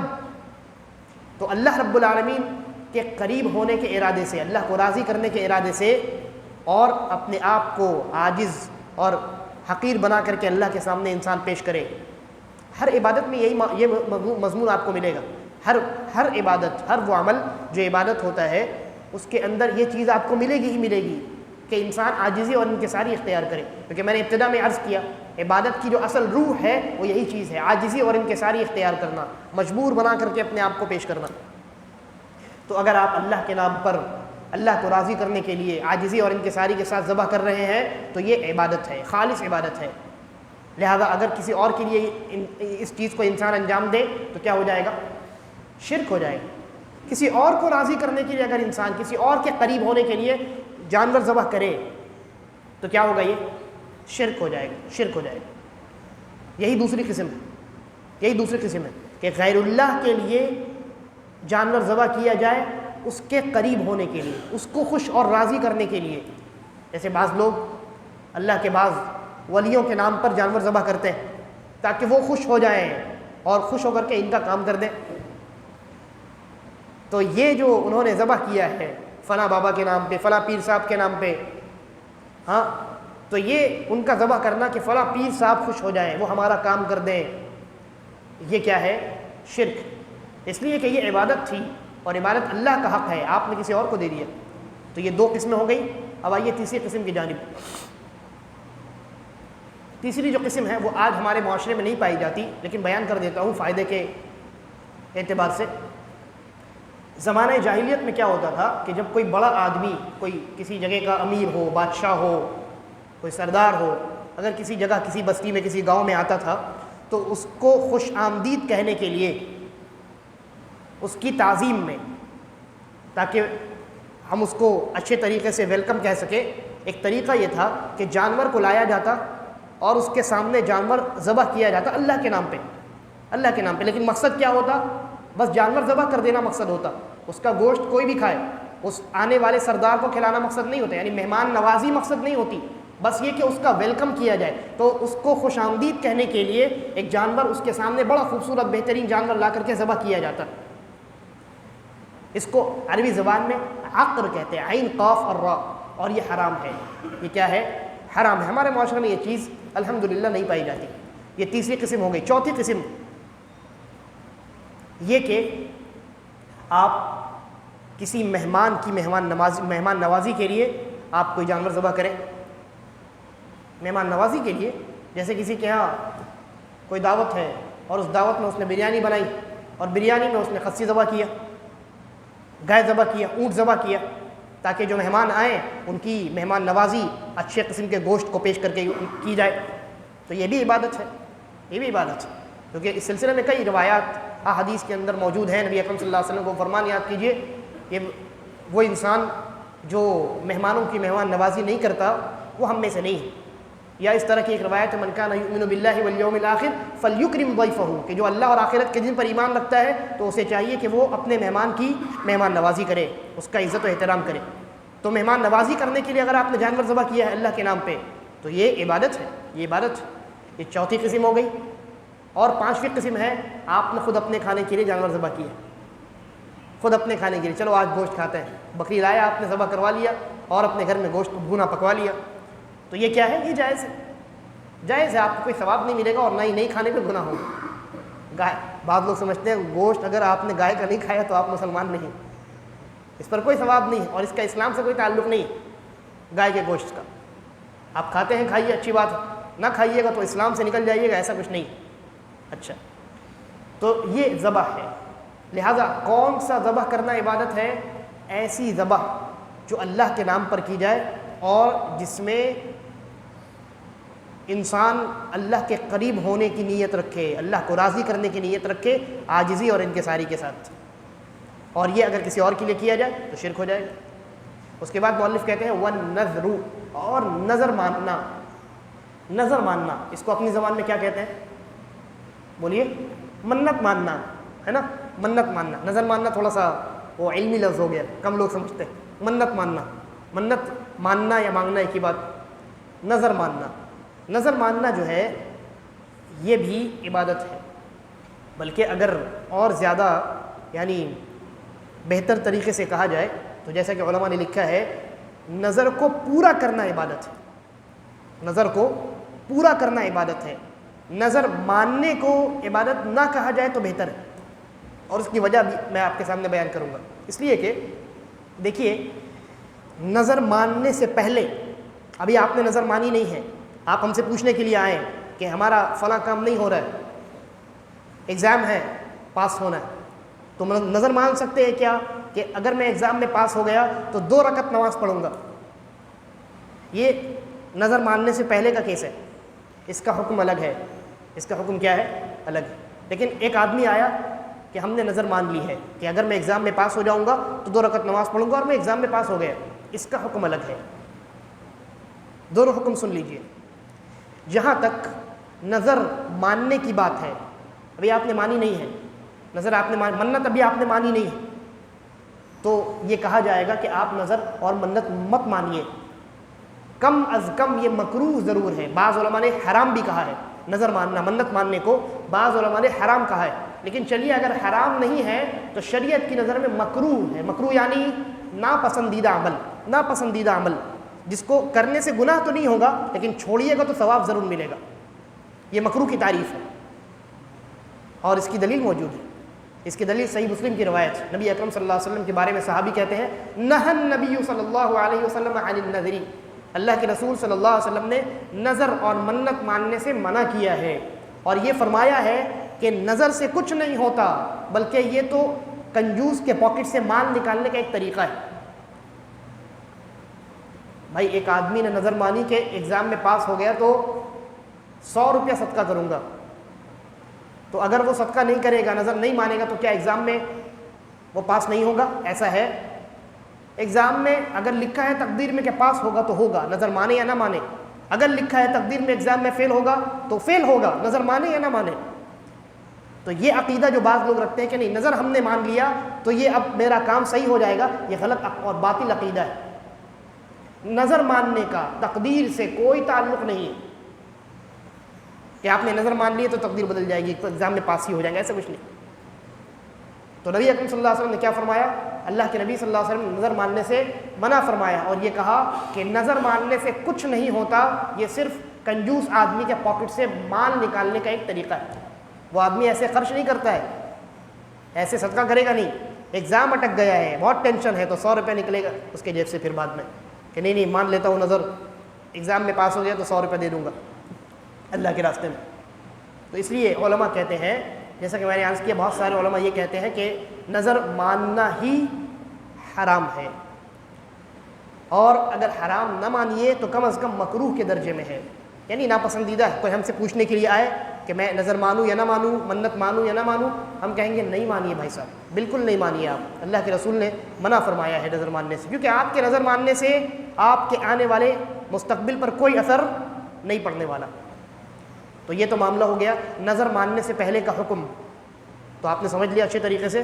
اب آئیے نظر ماننے کے بعد کا کیا حکم ہے. تو اگر کسی آدمی نے نظر مان لیا, منت مان لی, تو یہاں 2 شکلیں ہوں گی. ایک تو یہ کہ وہ آدمی 3 شکلیں ہوں گی, مان لیجیے 3 شکلیں. ایک تو یہ کہ وہ آدمی جس چیز کی نظر مان رہا ہے وہ چیز نیکی ہو. جیسے کوئی آدمی نظر مانے ایگزام میں پاس ہو گیا تو 2 رکعت نماز پڑھوں گا یا 100 روپے صدقہ کروں گا, ہے نا, تو یہ نیکی ہے کہ نہیں؟ یہ نیکی. دوسری قسم ہے ایک آدمی نظر کسی ایسے ہی نارمل چیز کی مانی جس کو مباح کہتے ہیں, یعنی جو نیکی بھی نہیں ہے گناہ بھی نہیں, کہ اگر میں ایگزام میں پاس ہو گیا تو اپنے دوست کو پارٹی دوں گا. اور تیسری قسم ہے گناہ کا نظر, گناہ کی منت. کوئی یہ نظر مانے کہ میں ایگزام میں پاس ہو گیا تو اپنے ماں باپ سے رشتہ توڑ لوں گا. یہ 3 قسمیں ہو گئی. اس تعلق سے وہ حدیث یاد کریے, نبی اکرم صلی اللہ علیہ وسلم نے فرمایا من نذر ان یطیع اللہ فلیطعہ, جو انسان کسی نیکی کی نظر مانے, اللہ کی اطاعت کی نظر مانے, نماز کی, زکوٰۃ, صدقے کی, کسی چیز کی اچھی چیز کی نظر مانے, نیکی کی نظر مانے, فلیطعہ, تو اس پر واجب ہے کہ وہ اس نظر کو پورا کرے. لہذا اگر کسی نے کسی نیکی کی نظر مانی ہے کہ 2 رکعت نماز پڑھوں گا یا صدقہ کروں گا, اور وہ چیز ہو گئی تو اس پر واجب ہوگا اپنی نظر کو کیا کرے, پورا کرے. اسی طریقے پر کسی جائز چیز کی اگر اس نے نظر مانی ہے کہ اگر میں ایگزام میں پاس ہو گیا, کسی سے کہا ہے زبان سے, یہ ایک الگ چیز ہے, اس کو وعدہ کہتے ہیں کہ ہاں بھائی میں ایگزام میں پاس ہو گیا تم کو پارٹی دوں گا, یہ وعدہ ہے. اور وعدہ اگر مسلمان نے کیا ہے تو واجب ہے اس کے اوپر پورا کرنا. وعدہ الگ چیز, نظر ماننا یعنی اپنے اوپر کسی غیر واجب چیز کو واجب کر لینا. ٹھیک ہے, تو کوئی انسان اگر یہ نظر مانے کہ میں اگر یہ ہو گیا, پاس ہو گیا, تو اپنے دوست کو کچھ کھلاؤں گا, تو اس کو بھی چاہیے کہ اپنی نظر پوری کرے, اپنی نظر پوری کرے. قرآن مجید میں اللہ تبارک و تعالیٰ نے ایوب علیہ السلام کا واقعہ ذکر کیا ہے. تو آپ جانتے ہیں ایوب علیہ السلام کو ایسی بیماری لگی تھی کہ بستی سے نکل گئے تھے, اور کوئی آدمی ان کے ساتھ نہیں تھا. ساری اولاد مر گئی, بیویاں مر گئی, تمام جو ہے خاندان ان کا ختم ہو گیا, ایک بیوی ساتھ میں تھی. تو اب میاں بیوی میں کبھی کبھی کچھ ہو جاتا ہے مسئلہ, ویسے ہی کچھ ہوا, تو انہوں نے نظر مان لی کہ اپنی بیوی کو ماروں گا میں, لکڑی سے ماروں گا. اس کے بعد پھر افسوس ہوا کہ یہ میری ایک لوتی بیوی ہے جو میرے ساتھ ہے, اس پریشانی کے عالم میں ندامت کا احساس ہوا. تو اللہ تبارک و تعالیٰ نے اس نظر کو پورا کرنے کا ایک طریقہ بتلایا, کہا وَخُذْ بِيَدِكَ ضِغْفًا فَاضْرِبْ بِهِ وَلَا تَحْنَثْ. سورہ صاد میں یہ آیت ہے. کہا کہ ایک کام کرو, جھاڑو کے تنکے لے لو اور ان تنکوں سے اپنی بیوی کو مار دو, اپنے اس نظر کو مت توڑو. تو اگر کسی جائز چیز کی آپ نے نظر مانی ہے, نارمل چیز ہے, تو اس کو بھی پورا کر لینا چاہیے. البتہ اللہ کے نبی صلی اللہ علیہ وسلم نے تیسری قسم کے بارے میں فرمایا کہ کسی نافرمانی کی, کسی گناہ کی اگر آپ نے نظر مان لی, اللہ کے نبی صلی اللہ علیہ وسلم نے فرمایا وَمَن نَذَرَ أَن يَعْصِيَ اللَّهَ فلا يعصه، اور جو اس بات کی نظر مانے کہ اللہ کی نافرمانی کرے گا، یعنی کسی گناہ کی نظر مانے. جیسے کوئی انسان نظر مانے کے پاس ہو گیا تو ایک پیگ شراب پی لوں گا، تو یہ گناہ ہے نا. اگر کسی نے گناہ کی نظر مانی ہے تو اس پر اس نظر کو پورا نہ کرنا واجب ہے. اچھے سے سمجھیے، کسی نے اگر اللہ کی فرما برداری کی نیکی کی نظر مانی ہے تو پورا کرنا واجب ہے، اور اگر گناہ کی نظر مانی ہے تو نہ پورا کرنا واجب ہے. یہ نظر کے بارے میں کچھ بنیادی باتیں. تو مؤلف نے یہاں ان چند یعنی عبادات کا تذکرہ کیا. عبادات کی تو بہت ساری قسمیں، نماز، روزہ، حج، زکوٰۃ، یہ سب ہے، لیکن مؤلف نے یہاں جن چیزوں کا تذکرہ کیا ہے یہ ایسی چیزیں ہیں جن میں عام طور سے آپ دیکھیں گے مسلمان شرک میں مبتلا ہوتے ہیں. خوف کے معاملے میں کسی سے بھی خوف رکھتے ہیں اللہ کے علاوہ. اسی طریقے پر توکل کے معاملے میں، امید کے معاملے میں، ہے نا. اسی طریقے پر مدد مانگنے، اور ایک چیز چھوٹ گئی، استعاذہ یعنی پناہ مانگنا یہ بھی عبادت ہے. پناہ مانگنا یہ عبادت ہے. یہ کہنا کہ ہم آپ سے حفاظت طلب کرتے ہیں، اس کو پناہ مانگنا کہتے ہیں. کسی چیز سے ہمیں نقصان کا ڈر ہے، خوف ہے، تو ہم کسی طاقتور کے پاس جائیں اور کہیں کہ ہم آپ سے پناہ طلب کرتے ہیں. تو یہ اگر اللہ سے رکھی جائے عاجزی اور انکساری کے ساتھ تو یہ عبادت ہے. اور اگر کسی آدمی سے رکھی جائے اور وہ آدمی آپ کی حفاظت کرنے پر قادر ہے تو جائز ہے.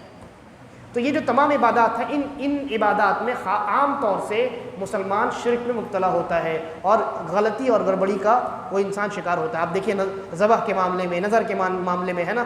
انسان پتہ نہیں کس کے نام پر جو ہے وہ جانور ذبح کرتا ہے، اور کہاں کہاں جا کر کے منتیں مانتا ہے، کس سے اپنا تعلق جوڑ کر کے رکھتا ہے، کس سے ڈرتا ہے اللہ کو چھوڑ کر کے. تو یہ تمام چیزیں ایسی ہیں خاص طور کے جن کا یہاں یعنی تذکرہ کیا گیا کہ جن کے متعلق مسلمان جو ہے بہت زیادہ غلطی کا شکار ہوتا ہے. نماز کسی اور کے لیے آپ نے پڑھتے ہوئے دیکھا کسی کو نہیں. یہ ساری چیزیں کلیئر ہیں، لیکن یہ چیزیں جو ہیں بڑی باریک چیزیں ہیں، اس لیے مؤلف نے بطور خاص انہی چیزوں کا تذکرہ کیا. اب جلدی ان کے دلائل پڑھ لیتے ہیں اور اس درس کو ختم کرتے ہیں. دعا کی دلیل، مؤلف کہتے ہیں والدلیل قولہ تعالی وان المساجد للہ فلا تدعوا مع اللہ احدا. دعا کی دلیل یہ ہے، دعا عبادت ہے اور اللہ کے علاوہ جائز نہیں. کہتے ہیں وان المساجد للہ، کہ مسجدیں اللہ ہی کے لیے ہیں. فلا تدعوا مع اللہ احدا، تو اللہ کے علاوہ اللہ کے ساتھ کسی کو نہ پکارو، اللہ کے ساتھ کسی کو نہ پکارو. مسجدیں اللہ کے لیے ہیں. مسجد سے بعض مفسرین نے لکھا ہے کہ مسجد سے پوری زمین مراد ہے. مسجد سے پوری زمین مراد ہے، خالی یہ مساجد مراد نہیں ہے. کیوں؟ اس لیے کہ نبی اکرم صلی اللہ علیہ وسلم نے فرمایا 5 چیزیں ایسی ہیں جو صرف مجھے دی گئی، مجھ سے پہلے کسی نبی کو نہیں دی گئی. ان میں سے ایک چیز کیا ہے؟ وَجُعِلَتْ لِي الْأَرْضُ مَسْجِدًا، کہ میرے لیے پوری زمین مسجد بنا دی گئی. تو مسجدیں اللہ کے لیے ہیں، یعنی پوری زمین اللہ کی ہے. فَلَا تَدْعُوا مَعَ اللَّهِ أَحَدًا، تو ان مسجدوں میں اللہ کے ساتھ کسی کو نہ پکارو، یعنی پوری زمین میں اللہ کے ساتھ کسی کو نہ پکارو.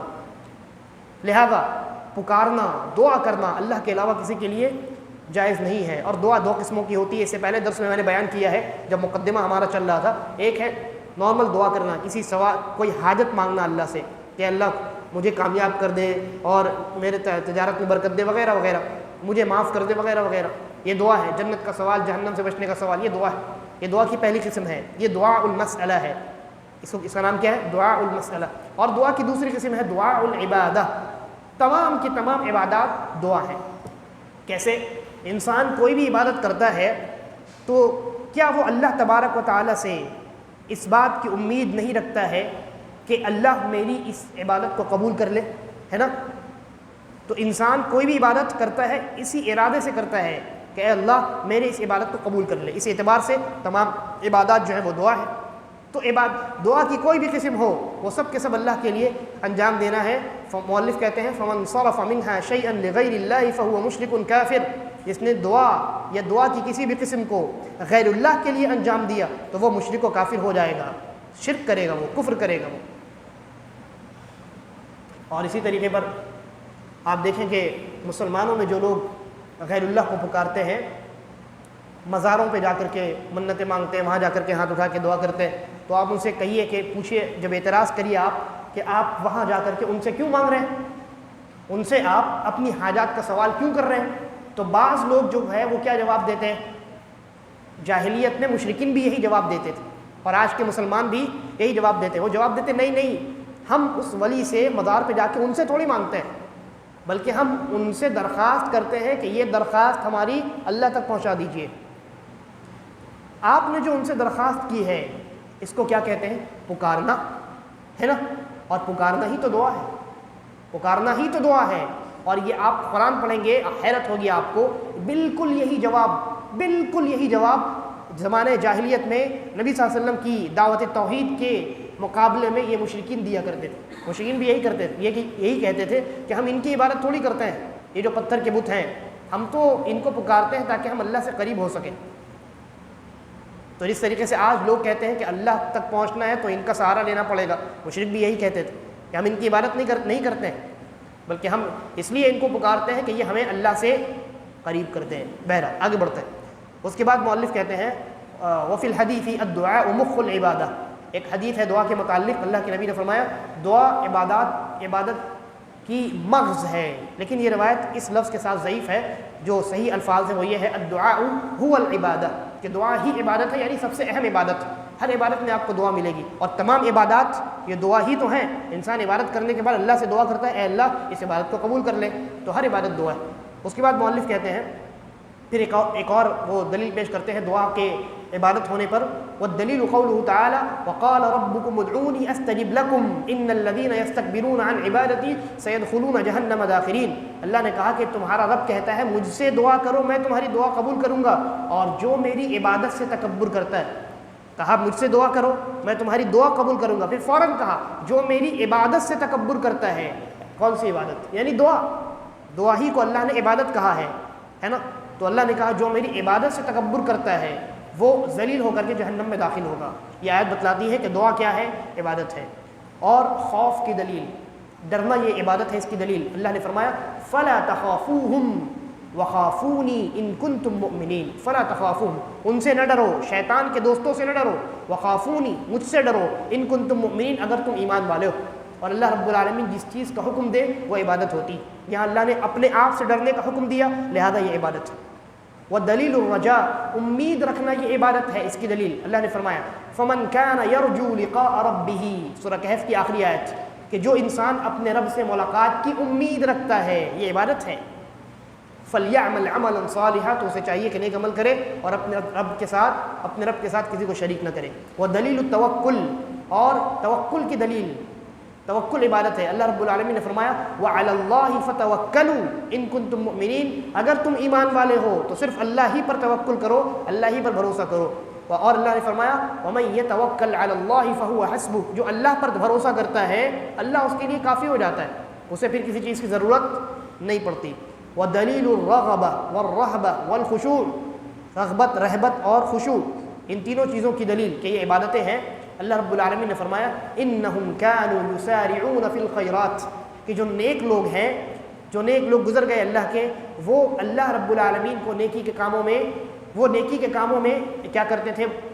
مسارعت کرتے تھے، فوراً کوئی بھی نیکی کا موقع ملتا ہاتھ سے جانے نہیں دیتے، فوراً نیکی کے کاموں میں جلد بازی سے کام لیتے تھے۔ اور اللہ نے کہا وَيَدْعُونَنَا، اور ہمیں پکارا کرتے تھے رغبا ورہبا، رغبت کے ساتھ اور رہبت کے ساتھ، یعنی رغبت کے ساتھ یعنی وہ مجھے راضی کرنے کے ارادے سے میری عبادت کرتے تھے، مجھے پکارتے تھے، اور رہبت کے ساتھ میرے عذاب سے، میرے غصے سے ڈرتے ہوئے مجھ سے پکارتے تھے، مجھے پکارتے تھے، میری عبادت کرتے تھے۔ وَكَانُوا لَنَا خَاشِعِينَ، اور وہ میرے لیے خشوع اختیار کرنے والے تھے، یعنی جب بھی کوئی مصیبت نازل ہوتی تو میری تقدیر پر اپنے سروں کو جھکا دیتے اور اس تقدیر کو تسلیم کر لیتے۔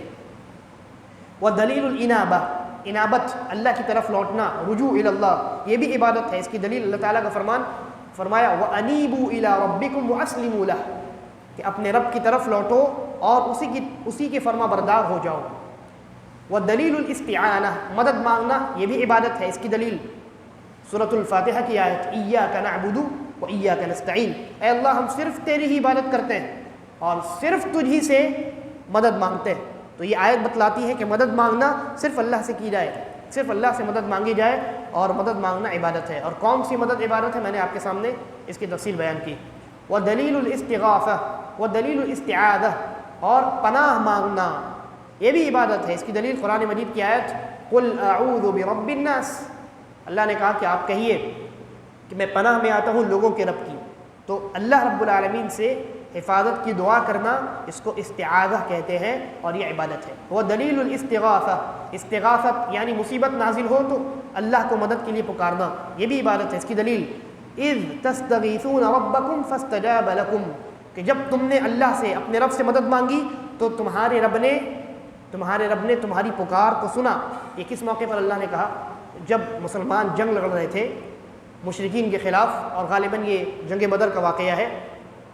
مشرکین 1000 کی تعداد میں تھے، مسلمان کتنے تھے؟ 313۔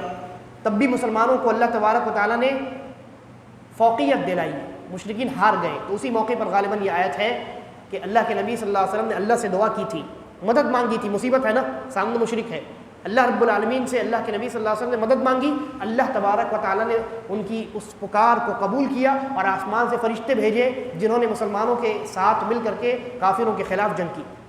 تو یہ استغاثت ہے، مدد مانگنا۔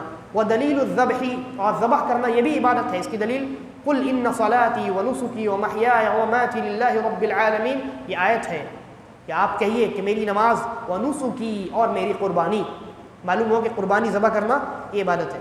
تو اللہ رب العالمین نے فرمایا آپ یہ کہیے بے شک میری نماز، میری قربانی، میرا جینا مرنا سب اللہ رب العالمین کے لیے ہے، لا شریک لہ، جس کا کوئی شریک نہیں ہے۔ وبذالک امرت، اور اسی بات کا مجھے حکم دیا گیا ہے۔ وانا اول المسلمین، اور اس بات پر سب سے پہلے میں سر تسلیم خم کرنے والا ہوں۔ اس کے بعد فرمایا ومن السنہ، اور حدیث میں اس کی دلیل کیا ہے؟ نبی اکرم صلی اللہ علیہ وسلم کا فرمان لعن اللہ من ذبح لغیر اللہ، کہ جو اللہ کے علاوہ کسی اور کے لیے ذبح کرے اللہ کی اس کے اوپر لعنت ہو، اللہ کی لعنت ہو اس کے اوپر۔ وَدَلِيلُ النَّذْرِ، منت ماننا، نظر ماننا، یہ بھی عبادت ہے۔ اس کی دلیل اللہ تعالیٰ کا فرمان نیک لوگوں کے بارے میں جو جنت میں داخل ہوں گے، اللہ رب العالمین نے سورۃ الدہر میں ان کے بارے میں کہا یوفون بالنذر، ان کی ایک خصوصیت یہ ہے وہ کیوں جنت میں داخل ہوں گے؟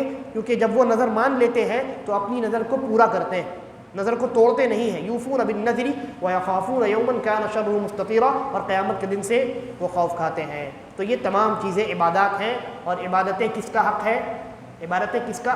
اللہ رب العالمین کا حق ہے۔ عبادت تمام کی تمام یہ اللہ رب العالمین کا حق ہے، اس لیے ان تمام عبادات کو اور ان کے علاوہ جتنی عبادتیں ہیں ان کو اگر کسی نے اللہ کے علاوہ کسی اور کے لیے انجام دیا تو یہ کیا ہو جائے گا؟ شرک ہوگا۔ کیوں؟ اس لیے کہ اس نے اللہ کے حق میں حق تلفی کی، اللہ کے حق میں حق تلفی کی ہے۔ تو یہ جو ہے وہ اس پہلے اصول پر ہماری گفتگو چل رہی تھی، معرفت الرب، رب کو جاننا۔ آپ نے رب کے بارے میں آج کے درس میں بہت ساری باتیں جان لی کہ رب کون ہے؟ اللہ ہے، اور ہم نے اپنے رب کو کیسے جانا، اور جو رب ہے وہی معبود ہے نا۔ اور عبادات کی بہت ساری قسموں پر آج کے درس میں ہماری گفتگو ہوئی ہے۔ اب اس کے بعد اگلے درس میں جو دوسرا بنیادی اصول ہے اور قبر میں پوچھے جانے والا جو دوسرا سوال ہے، ما دینک، تمہارا دین کیا ہے، یعنی دین کے بارے میں جاننا، اسلام کے بارے میں جاننا۔ تو اگلے درس میں انشاءاللہ معرفت دین الاسلام، دین اسلام کے بارے میں معرفت حاصل کرنا، اس موضوع پر مؤلف نے جو باتیں لکھی ہیں اس پر ہم انشاءاللہ گفتگو کریں گے۔